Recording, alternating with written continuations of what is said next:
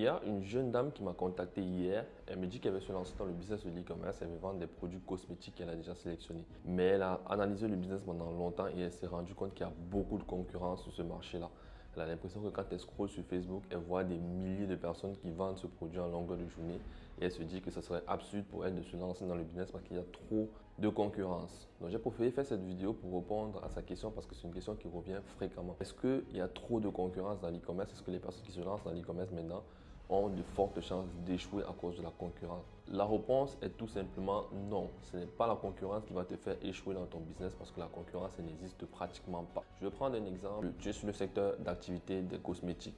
Tu veux vendre au Cameroun par exemple, ça veut dire que ton marché cible, ta cible, ce sont des femmes peut-être entre 18 et 50 ans.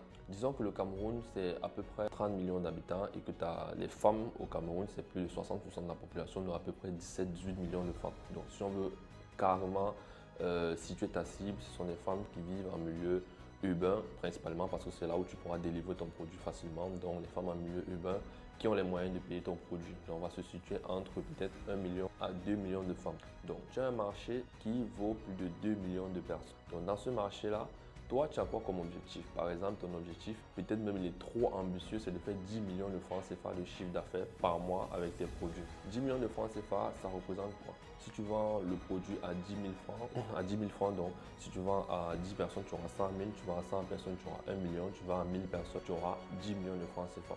Si tu vends le produit à 20 000 francs, ça veut dire qu'il te faudra vendre le produit uniquement à 500 personnes en un mois pour faire 10 millions de chiffre d'affaires. Que représentent 500 personnes sur une population de plus de 2 millions de personnes qui sont tes potentiels clients? Ça représente à peu près, si je fais bien mes calculs, 0,005% de ce marché-là. Même s'il y a 2000, 3000, 4000, 5000 vendeurs qui vendent le même produit que toi, ça ne suffirait pas à satisfaire cette cible qui est plus de 2 millions de personnes.